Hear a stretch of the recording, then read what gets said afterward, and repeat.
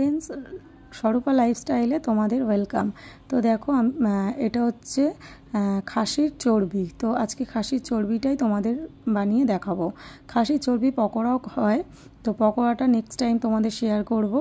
আজকে দেখাবো খাসির চর্বি কষা।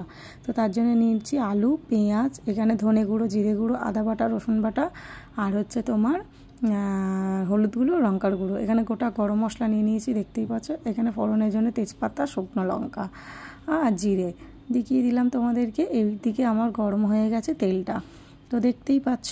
তেলটা গরম হয়ে যাওয়ার পরে না, আমি এর মধ্যে আগে আলুটা ভেজে নেব।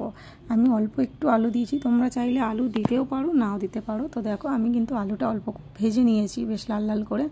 এবারে ফোড়নে দিয়ে দিচ্ছি গোটা জিরে আর শুকনো লঙ্কা, তেজপাতা। তো সব কটাই আমি দিয়ে দিয়েছি। আর তেলের পরিমাণটা দেখতেই পাচ্ছ, আমি একদম কম দিয়েছি, কেননা চর্বি থেকে কিন্তু অনেকটা পরিমাণ তেল বেরোবে।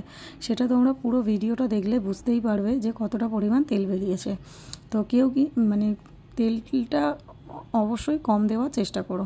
তো ভিডিওটা কেউ স্কিপ না করে পুরো ভিডিওটা দেখতে থাকো, ভালো লাগবে। তো দেখো আমি দিয়ে দিয়েছি টমেটো কুচি, একে একে সব গুঁড়ো মশলাগুলোও অ্যাড করে দিয়েছি। আদা রসুন এদিকে যা যা দেখিয়েছিলাম সব কিছুই কিন্তু আমি অ্যাড করে দিয়েছি। দিয়ে এবার একটু ভালো করে কষিয়ে নেবো। তার জন্য দিয়ে দিতে হবে একটু জলটা আমি দেখে বুঝতেই পারছো, এটা কিন্তু আমি লঙ্কা বাটা জলটাই দিয়েছি, মানে লঙ্কাটা বেটেছিলাম সেটার মধ্যে একটু জল মিক্সড করে দিয়ে দিয়েছি।